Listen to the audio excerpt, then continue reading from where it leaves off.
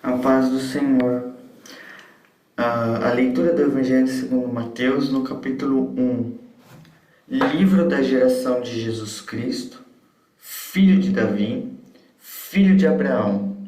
Aqui ele vai narrar a genealogia de Jesus, é algo muito importante, é algo que ele vai mostrar que Jesus, ele cumpre os requisitos do verdadeiro Messias. E essa genealogia ela é muito importante, principalmente para judeus, porque mostrando de onde Jesus saiu, qual a genealogia humana, porque nós sabemos que Jesus é Deus, então de linhagem humana. Romanos 1:4 vai dizer isso. Na genealogia humana, ele descende de Davi, e o próprio Romanos 1:4 também vai dizer que ele também foi declarado Filho de Deus com poder pelo Espírito de Santidade, pela ressurreição dos mortos. Aí ele vai falar de Jesus Cristo nosso Senhor, e aí ele vai mostrar a divindade de Cristo. Continuando, Abraão gerou a Isaac. Ele vai fazendo aqui uma linha genealógica desde Abraão. Por que ele fala Abraão? Porque Abraão começa, a nação de Israel começa em Abraão.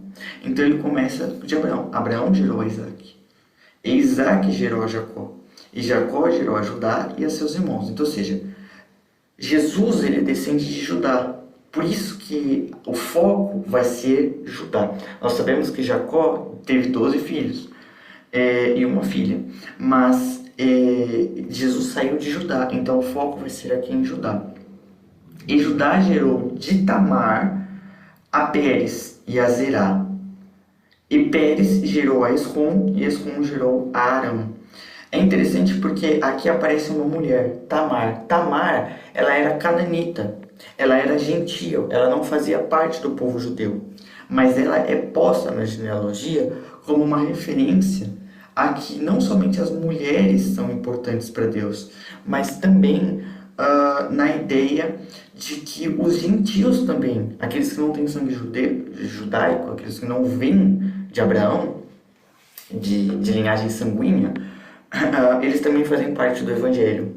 A Epístola aos Gálatas vai falar que a partir de Cristo, o povo de Deus não é mais contado de acordo com a linhagem sanguínea, mas a linhagem espiritual, pela fé. Todo aquele que crê em Jesus e tem fé em Jesus é contado como filho de Deus, não mais por linhagem sanguínea, mas agora pela fé.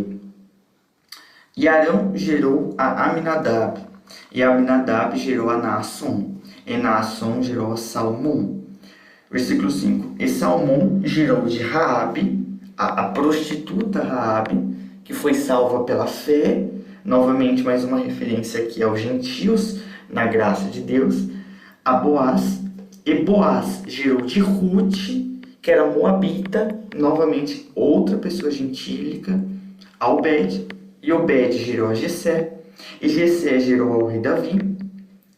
E por que ele fala rei? Porque Jesus ele veio de Abraão na ideia de que ele é judeu. Mas ele veio de Davi na ideia real, porque Davi foi rei. Então Jesus ele é judeu e ele é rei. Ele recebe esses dois títulos. O título de rei por ser filho de Davi e o título de judeu por ser descendente de Abraão. Por isso que é muito importante essa genealogia aqui.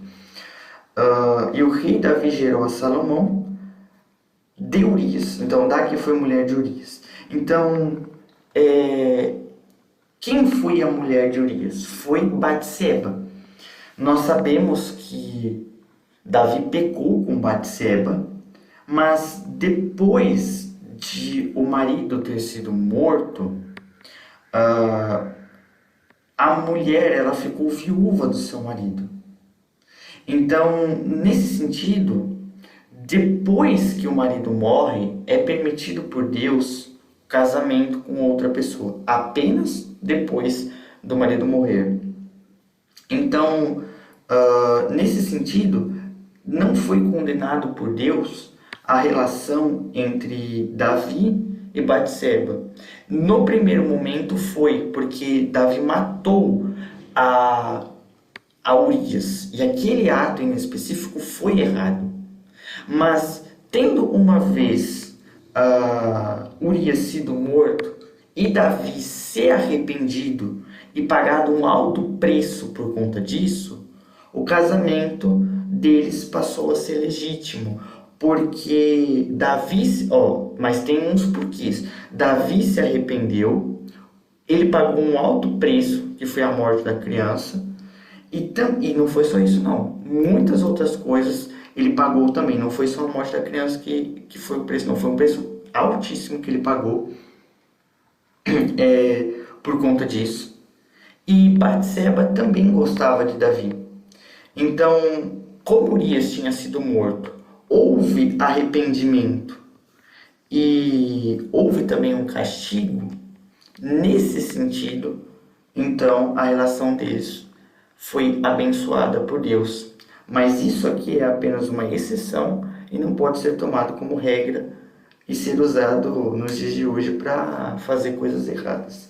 Mas vamos lá, só explicando por que Deus abençoou aqui essa relação de Davi e Urias. Versículo 7. E Salomão gerou a Roboão, e Roboão gerou a Abias, e Abias gerou a Asa, que foi um rei muito bom, inclusive.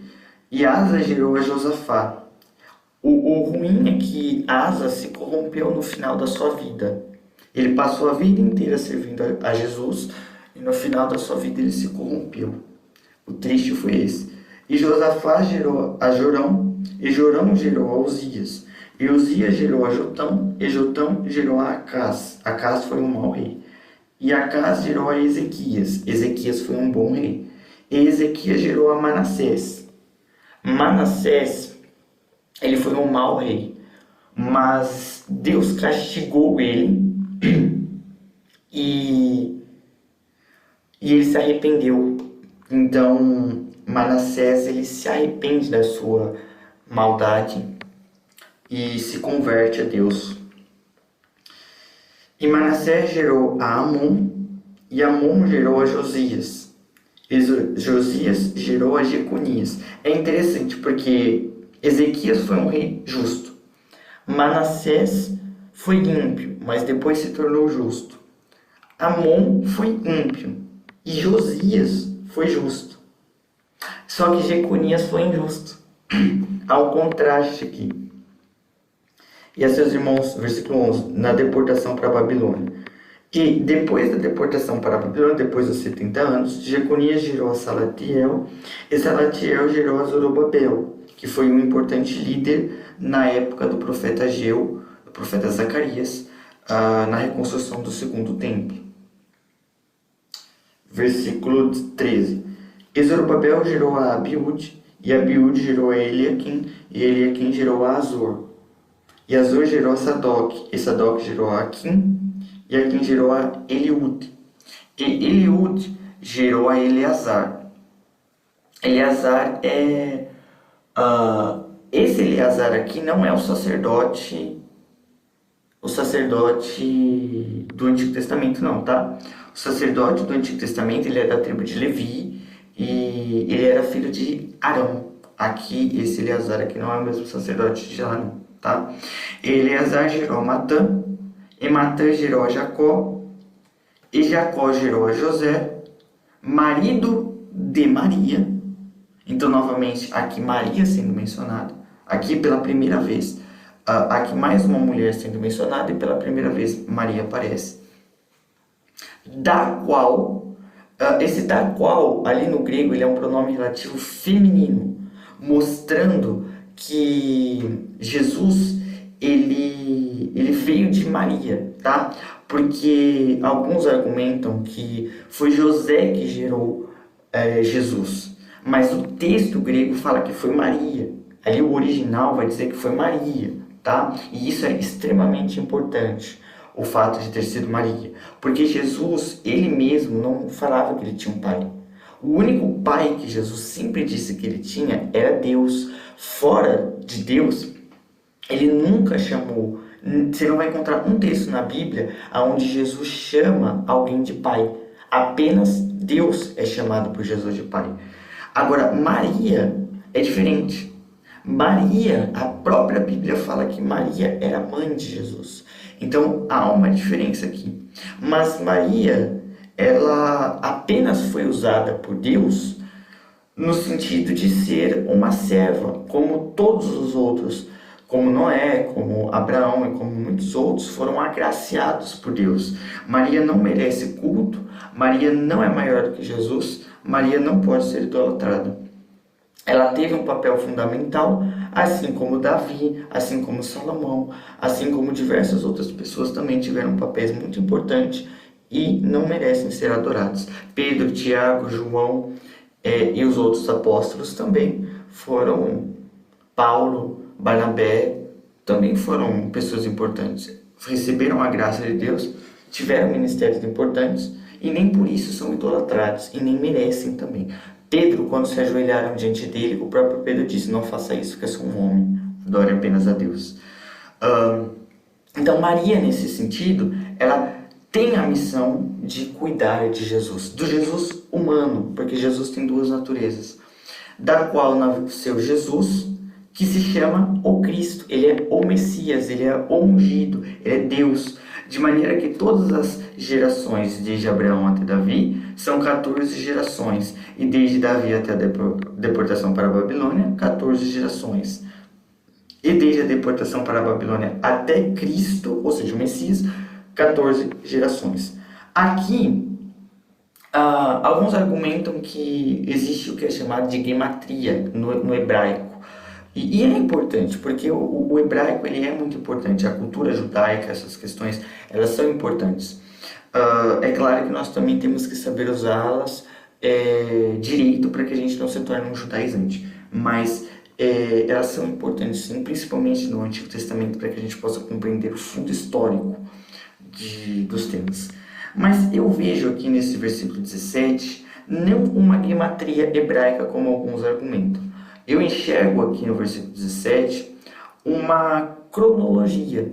Ele está dizendo que do início do mundo, ali Abraão, o início da geração judaica, até Jesus, esse período, e se eu for voltar desde o Gênesis até a criação do mundo, Gênesis, a criação do mundo, até Jesus, passou-se 4.000 anos. Então ele está dando uma cronologia, tá? Versículo 18. Ora, o nascimento de Jesus Cristo foi assim: estando Maria, sua mãe, desposada com José, ou seja, prometida a José, antes de se ajuntarem, ou seja, eles apenas estavam no noivado, eles não estavam casados, achou-se ter concebido do Espírito Santo. Então, ou seja, Maria era noiva, ela não estava casada, e Maria engravidou do Espírito Santo. O Espírito Santo gerou Jesus, o Jesus humano, ali no ventre de Maria. Então, naquela época, isso seria um escândalo, porque se Maria não tinha se casado e, por consequência, não tinha tido relações, então, nesse sentido, ela estaria sendo uma prostituta, porque ela teria adulterado, entende? Então, aí isso justifica o porquê que José tem a atitude no versículo 19. Então, José, seu marido, sendo justo, ou seja, ele era um homem justo, e ele sabia que naquela cultura judaica, prostitutas eram apedrejadas. Então ele não queria que Maria, porque ele amava Maria, ele não queria que Maria fosse apedrejada. Então o que ele faz? Ele pensa o seguinte: Maria se corrompeu, se tornou prostituta. Foi isso que passou na mente de José. Mas eu sei que vão matar ela quando descobrirem isso. Então eu vou fazer o seguinte: eu vou abandonar ela e a culpa vai cair sobre mim. Então, quando alguém vier falar alguma coisa, a culpa não vai ser dela, a culpa vai ser minha. Porque eu abandonei ela. Ela não vai morrer, ela não vai carregar esse peso, entende? Então foi um ato de amor que José pratica aqui. Não queria infamá-la, intentou deixá-la secretamente. E pensando ele nisto, ele estava projetando isso, eis que em sonho lhe apareceu um anjo do Senhor. Olha só que interessante. Um anjo de Deus aparece para José, dizendo: José, filho de Davi, não temas receber a Maria, tua mulher. Então, novamente, o anjo, ele enfatiza, essa mulher é tua, tá? A ideia de um só casamento. E também não é somente isso. Tua mulher, porque o anjo falando isso, mostra o quê? A tua mulher, ele vai dizer assim, Maria não se corrompeu, ela ainda continua sendo a tua esposa. Por isso que ele fala isso. Porque o que nela está gerado é do Espírito Santo, ou seja, é obra de Deus. Entende? Então você vê aqui, o que nela é gerado é da obra de Deus. Não vem de homens, não é uma prostituição, é algo que o próprio Deus fez. E dará à luz um filho, e chamarás o seu nome Jesus. Ou seja, ela vai conceber e vai dar o nome de Jesus. Jesus significa Deus é salvação, porque ele salvará o seu povo dos seus pecados. Ou seja, o propósito é o que? Jesus, ele veio para quê? Não para viver de qualquer jeito. Ele veio com um propósito, salvar a humanidade. Então, ou seja, Jesus, ele desde o início já foi uma criança especial, porque ele já veio na Terra com um propósito de redenção da humanidade. É de salvar as pessoas, salvá-las do pecado. Então, foi necessário que ele viesse para morrer em nosso lugar, por nós, e tirar de nós os nossos pecados que não poderíamos fazer por nosso próprio esforço. Ninguém pode salvar-se a si mesmo. Ninguém pode conseguir a salvação por esforços ou métodos próprios. Então, Deus mesmo providenciou a salvação. Versículo 22.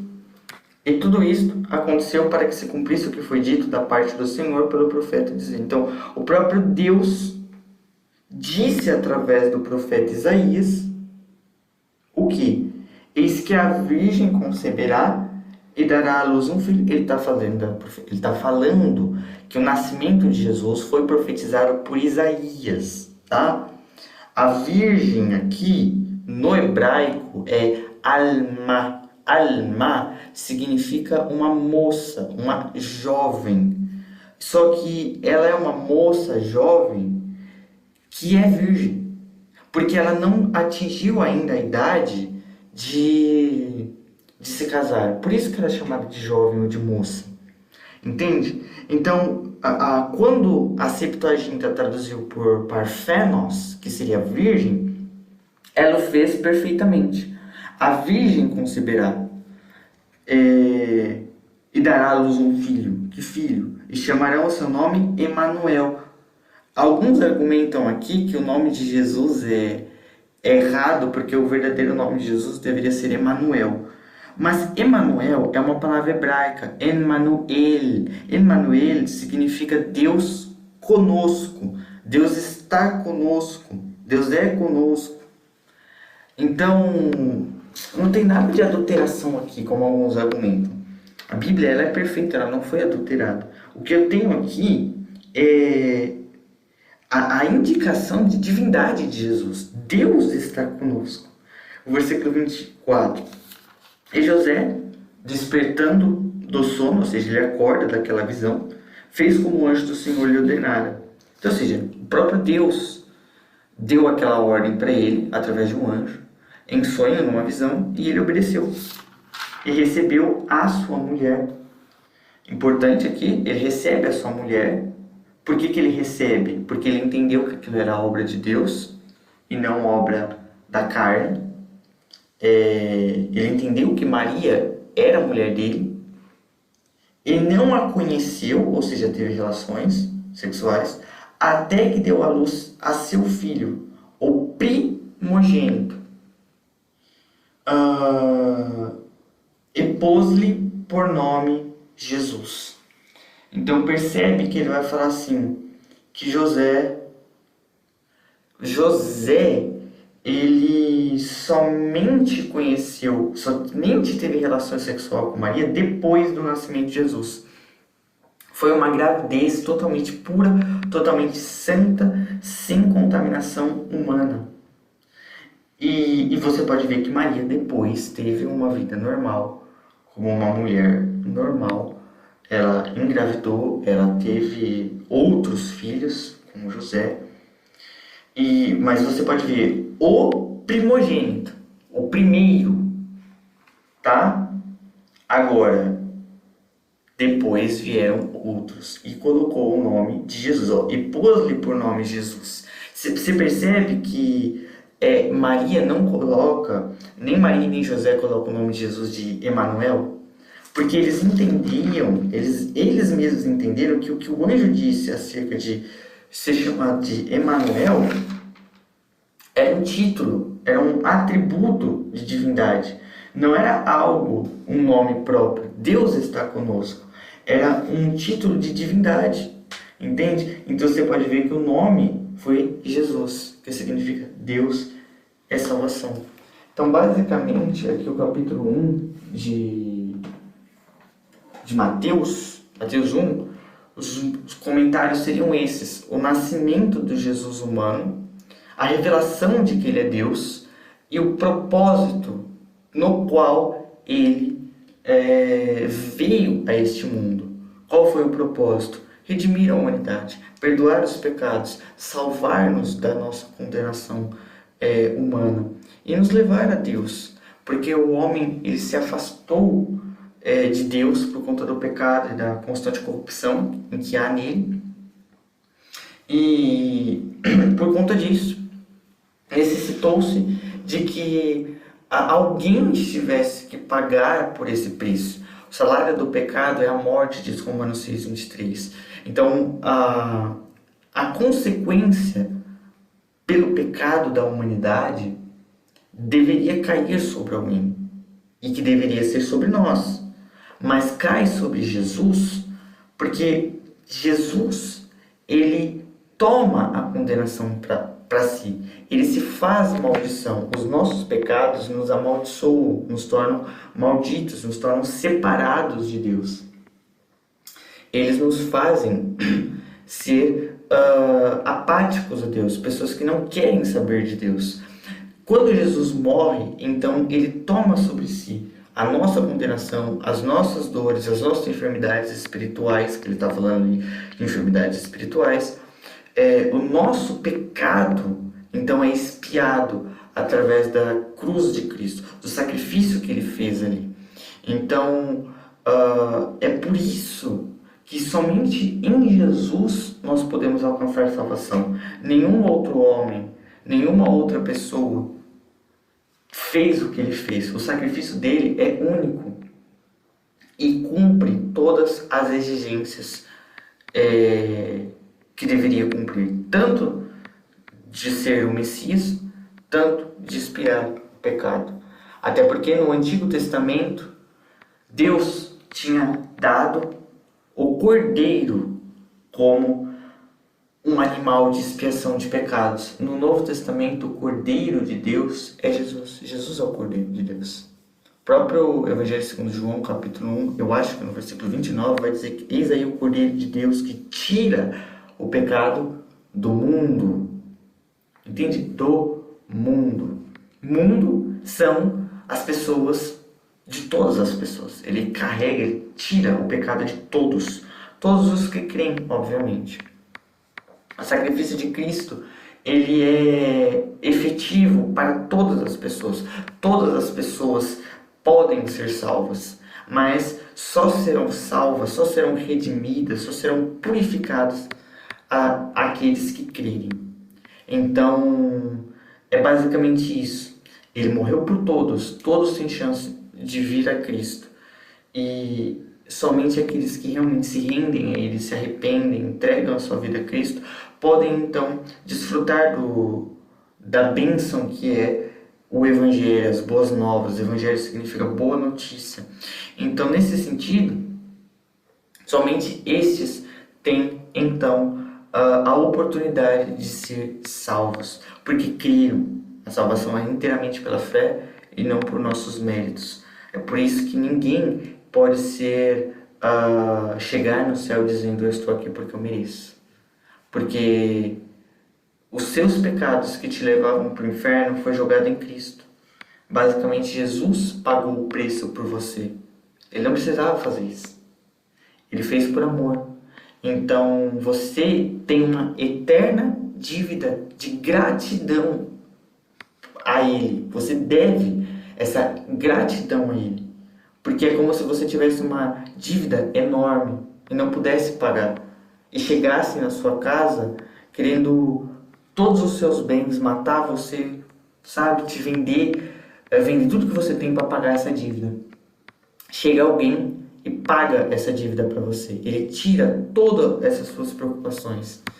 Foi exatamente o que aconteceu com Jesus. Ele tirou essa dívida e essa condenação que estava sobre nós e foi assim lançado sobre ele e não sobre nós.